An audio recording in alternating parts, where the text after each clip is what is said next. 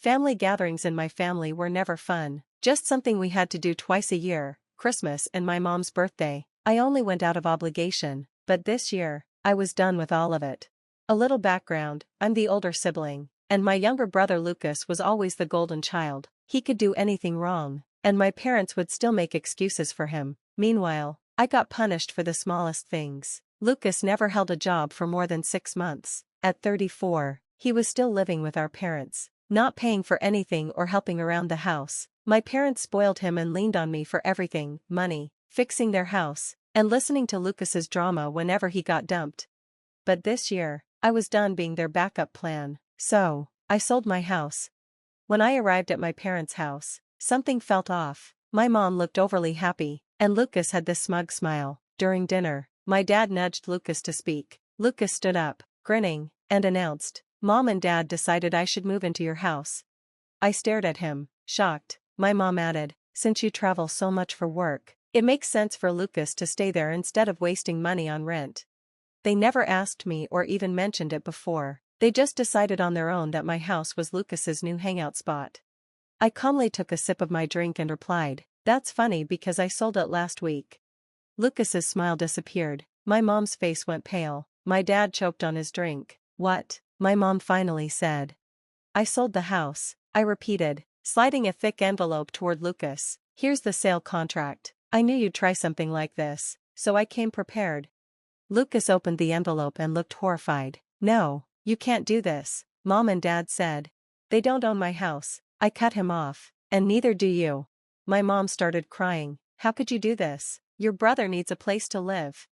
I shrugged. "He's 34, he can figure it out." Lucas slammed the papers down. "Just buy another place and let me stay there until then." I laughed. "You seriously expect me to buy another house just so you can live in it? Listen to yourself." I stood up and grabbed my coat. "Not my problem." My dad finally spoke. "This was selfish of you. You know your brother isn't as successful as you." "That's because he's never had to be," I replied. "You both keep babying him." And then I walked out.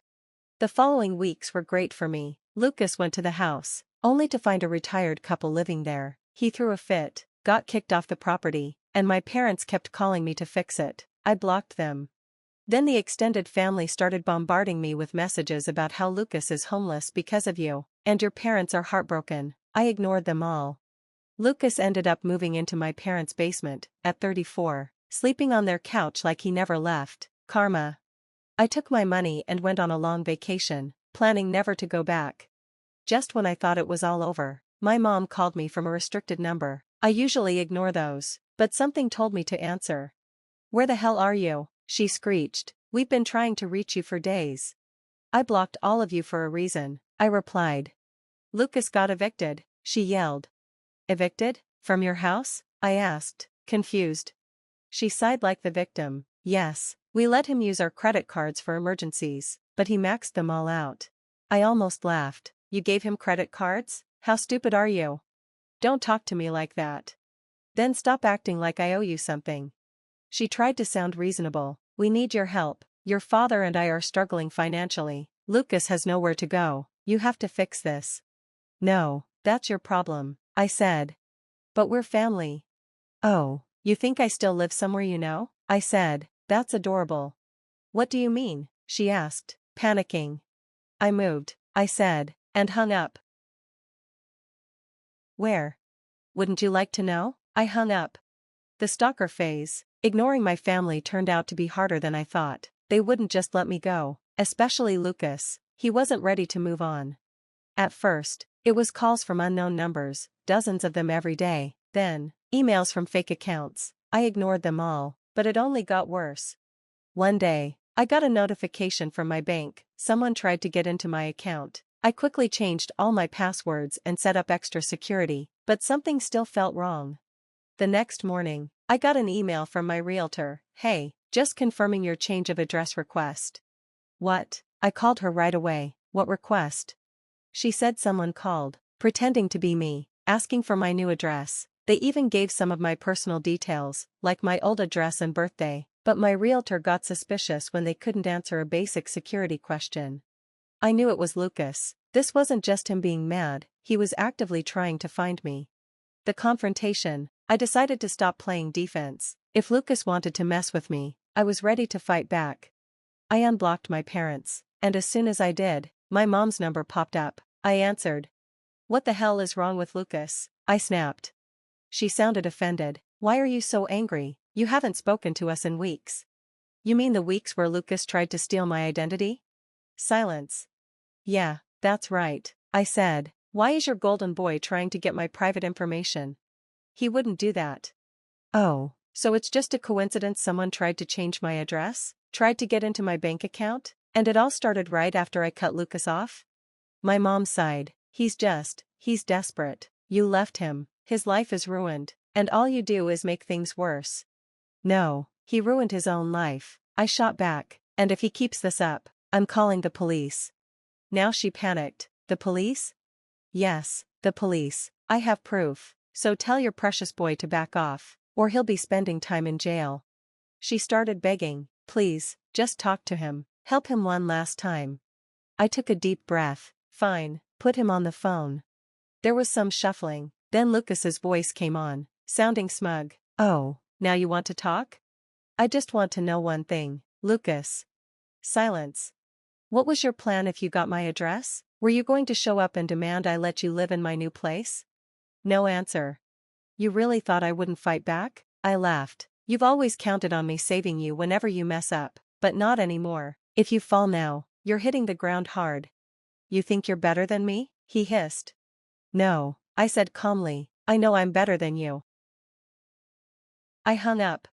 I thought things would calm down after that, but 3 days later, I got a text from a friend. "Hey, saw something weird about you on Facebook. Thought you should know." My heart sank. I opened the link and found a public post from a shady-looking account, but it was all about me. Lies. It said I abandoned my dying parents, stole money from them, and left them to suffer while I lived a fancy life.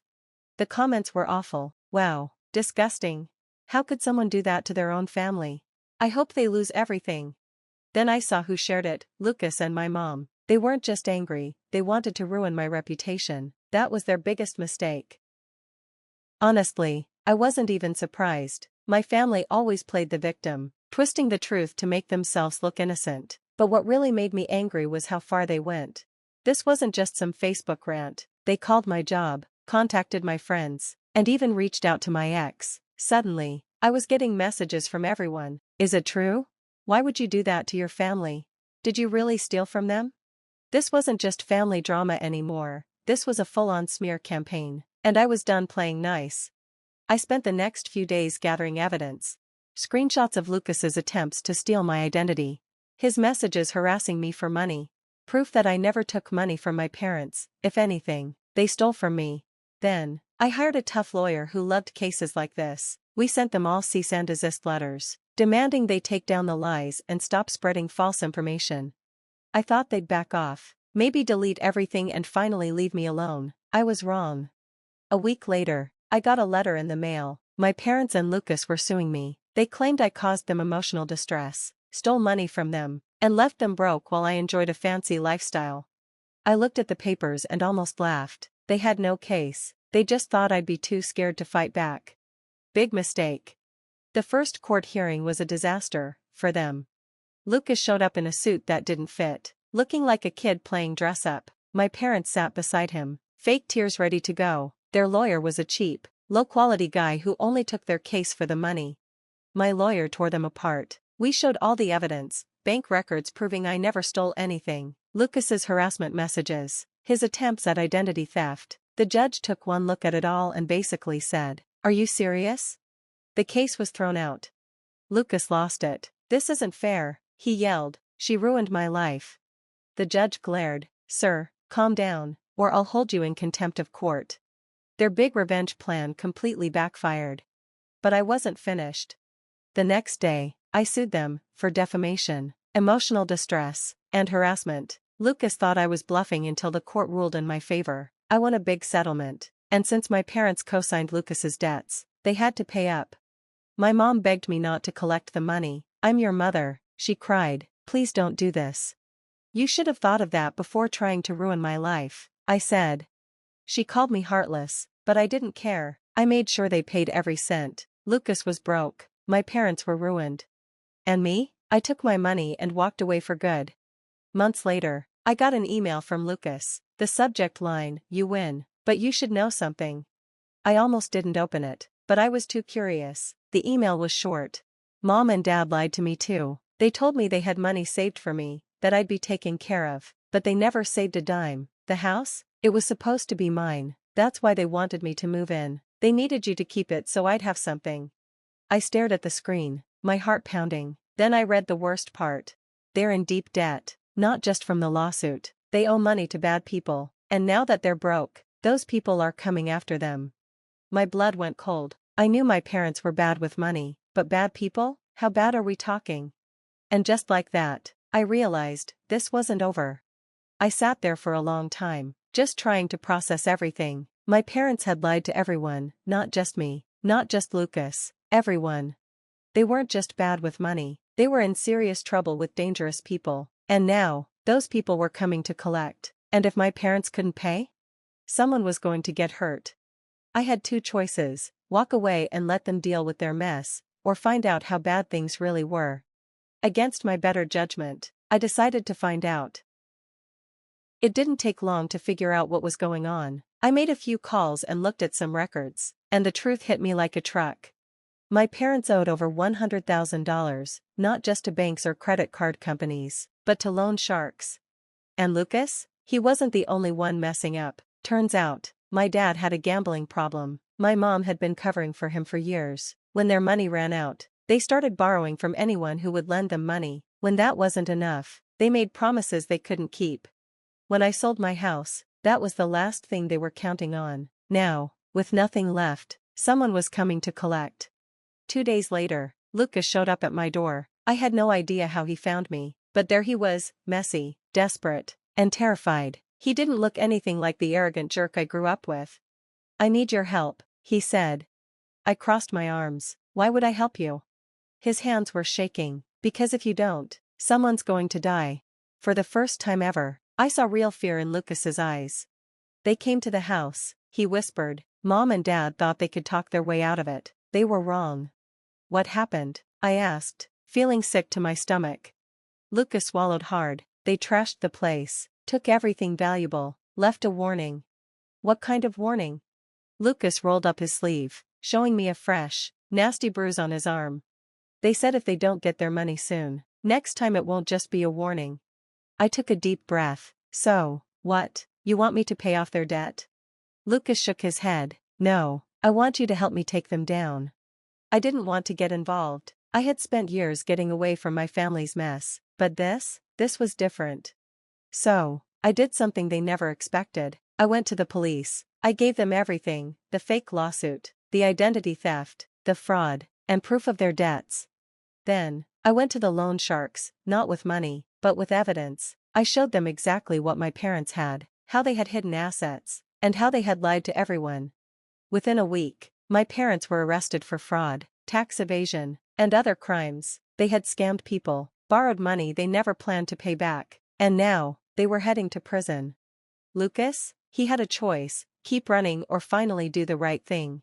For once, he made the right choice. He testified against our parents, told the court everything, and helped the police uncover every scam, every lie, and every debt. It didn't make up for what he had done, but it was a start. He got probation, community service, and a chance to rebuild his life. My parents were sentenced to 5 years in prison. Lucas started getting his life together. And me? I got what I wanted all along: peace. No more calls, no more lies, no more drama. I was free, and it felt amazing. The end.